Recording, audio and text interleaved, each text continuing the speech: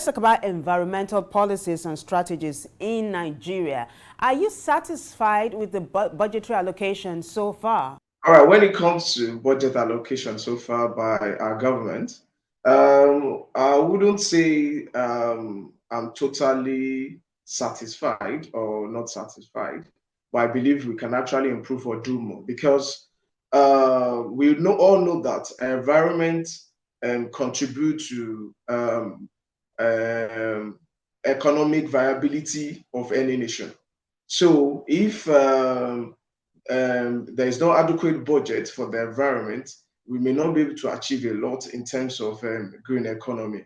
Though I'm a bit impressed about some of the policies that has been put in place by government. There are a lot of frameworks as regarding sustainability of our economy as regards green economy. So it's actually a welcome development, but I feel the government there should still be more allocation to environment. I'd like for you to talk about some of these frameworks that you just referred to. Which one in particular are you impressed with? Okay, for example, when it comes to the climate change, there is a part where a particular policy has been put in place by Nigeria, which has to do with one, it's national renewable energy and energy efficiency policy. So the policy encourages development and use of renewable energy sources and promotes energy efficiency. And one of it has to do with national climate change policy and response strategy. The policy is framework that focuses on mitigating and adapting to climate change impact, emphasizes the promotion of renewable energy, energy efficiency, and other green practices. And there's one other one too that really I'm impressed, and this actually promotes what we call circular economy. This is national policy on solid waste management. So it's to address waste management and aims to reduce environmental pollution. Yeah, so this sounds very good on paper, right? Implementation now is the key. How would you like the plan to be rolled out? How would you like to see the implementation being done from federal to state to local government levels? For some countries in the world, it when it comes to implementation, it's cut across everyone. It's everyone's responsibility. Though most times, most frameworks, policies are being set up by government, and they need to be intentional about it. And when it comes to implementation, one of the ways I feel governments can actually help the whole country at large, like some countries did. There's what we call taxation. So increase in taxation of some products or companies that they are not green and they don't practice what we call environmental stewardship. So that will help.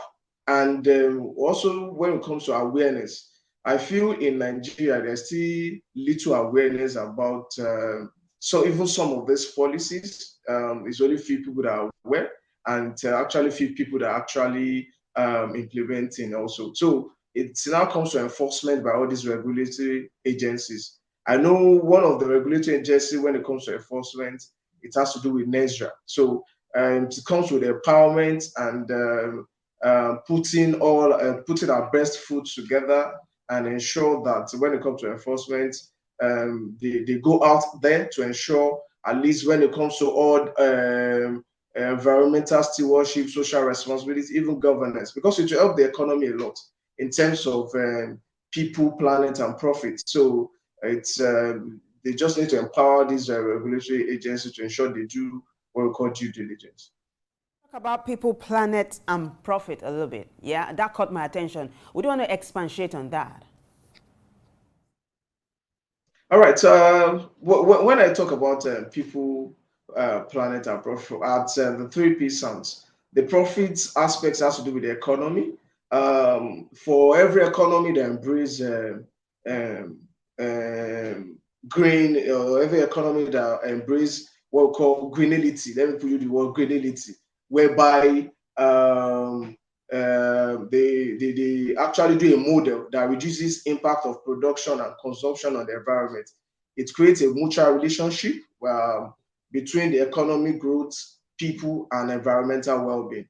The part of the people is whereby they're what called social and inclusion, whereby everyone is actually carried along, all the people, even when it comes to the local areas, when it comes to the local areas, whereby people are also aware, they are carried along. There's inclusiveness when it comes to the awareness about green economy. Then when it comes to also biodiversity, whereby they are aware that they do need to cut down trees. They are aware of the importance of these trees. They are aware about the contribution to the economy.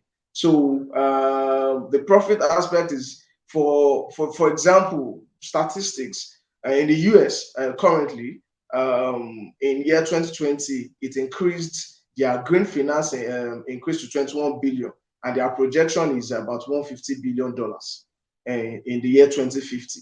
So, and that's the investment they've done so far in green finance. So, and the aspect of biofuels too.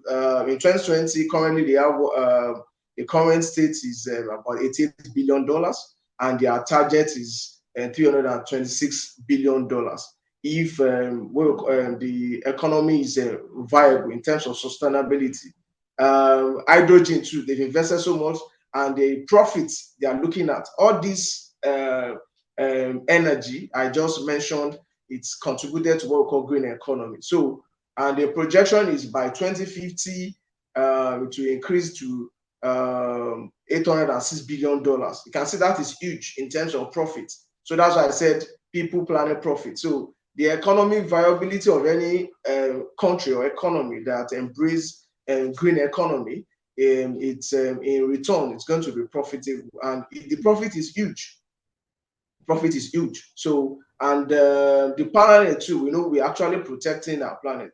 You know, all these greenhouse gas emission, what brought about this green economy of the thing is it started some centuries back. You know, back in the days whereby there's evolution, industrialization. So all those advanced economies in the world, they're trying to ensure to break out. Even a lot of things were done without really looking at the adverse effect in the environment. So now that they've seen the adverse effect environment and the climate change, a lot of disasters are happening all around. So they actually went back to the drawing board and said, no, if we continue like this, at the end of the day, the environment, we will not be able to live in the environment in some years to come. So it really helps most of those countries to be able to embrace what we call sustainable practices.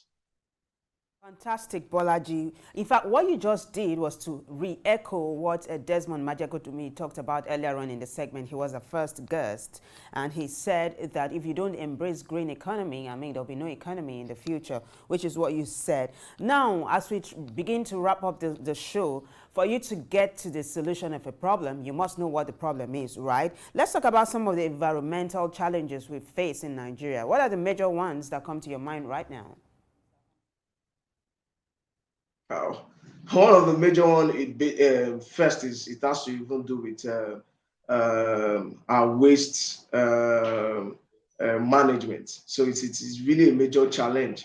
A lot of solid waste are not handled responsibly, and when it comes also to some of our gaseous waste. When it has to do with organizations that are actually into manufacturing sectors, whereby they are not so conscious of the greenhouse gas they releases into the atmosphere. And at the end of the day, it actually affects everybody. It doesn't affect them alone. Industrialization comes with its own challenges, but the ability to be able to contain it, to ensure that the earth, the mother earth, is still sustained, because without mother earth, I don't think there will be any livelihood. So that part of the waste, solid waste, most especially when it comes to plastics, it's something that every one of us, we need to put ends together, government, private bodies, individual, NGOs, to create awareness, education, and investment in that aspect, whereby we have a lot of companies to be able to recycle. And the companies also need to make it as part of their sustainability goal or objective, to ensure that their end-to-end process is sustainable when it comes to supply chain. All the raw materials they use in manufacturing, they are sustainable. They are not raw materials whereby at the end of the day it cannot decompose. And if whereby all these raw materials, when it become end products, maybe in terms of their packaging materials or even the content, to ensure that it takes time to last longer. Though a lot of companies, a lot of governments, they are doing a lot, because we have what we call GRI. A lot of companies has embraced, because of their investors are very intentional about their sustainability goals and objective, and what their footprint is, and they are very intentional about them reporting. So we have framework for reporting, to which is a GRI, Global Reporting Initiative. So they need to report all the activities. So everyone, like I said, it's everyone's responsibility to achieve this, and to ensure that at least when we go out there, we are proud of our country, we are proud of our environment. We can see that everywhere is green. Even from my background, you can see what a green background. So we are preaching for green environment. Fantastic background. Thank you so much. Now, some of the things you talked about was carbon footprints, right? So some other challenges of some of the environmental challenges we face includes overpopulation and pollution. So what would you recommend, though, for government to do in order to reduce the carbon footprints in Nigeria? Okay, one of the things the government can actually do is to embrace renewable energy. Though the government is trying, maybe this current government is trying to create awareness in terms of what we call compressed natural gas for some of the major equipment that we use in mobility. But we can still do more, because when we come to overpopulation, just like as you mentioned, a lot of people want to the rural urban migration, whereby a lot of people want to move from rural area to urban cities because of access to some of these resources and for a better livelihood. If those rural areas are being developed and industrialization, eco-friendly, and being specific, eco-friendly industrialization are being done in those rural environments, so there won't be need for any rural urban migration. So the places we also call rural areas or rural cities will become urban with time. So I believe majority of the city we are currently staying, or that they are regarded as urban, in the years, in the early maybe 1920s, 1900, I believe all those places are more or less like rural areas. So those periods too. But now look at what we were able to achieve. But though we doing that, the process of making things better, urbanization, with a lot of things we've done that we are not so conscious about environment. Now climate change has come to stay. So it is our core responsibility to ensure that we manage climate, to ensure the temperature does not surpass 2 degrees Celsius, like a conference of parties that we've been having others, or that have been having others years, that involves all nations across board, to ensure that temperature does not increase, does not surpass our current temperature, because of the natural disaster that virtually all countries they are experiencing. Nigeria is not so far from it, flooding in some areas. But if all these development are being done whereby we reduce the population in the cities to the rural areas, there won't be need for more. There will be a drastic reduction in carbon footprint, and everybody also need to be intentional. It's like I said, it's everybody's responsibility. It's not only government alone. It's not only industries alone. It's everybody. It's my responsibility. It's your responsibility. It's everyone's responsibility. Thank you so much. Your final thoughts, Bolaji, as regards Nigeria's green economy, budget, and allocation. Okay, yeah, my final thought is uh, I feel we still need to do more and involve a lot of expatriates when it comes to putting the budget together. There's what we call consultation. So we have a lot of environmentalists in this country that they are really competent at what they do. So we need to involve them when budgets need to be done. I feel if that is put in place, at least a huge chunk of fund will be allocated towards the environment, especially our country, Nigeria, because currently I won't say Nigeria is bleeding when it comes to environmental sustainability, but I will still say we have a lot of things to do.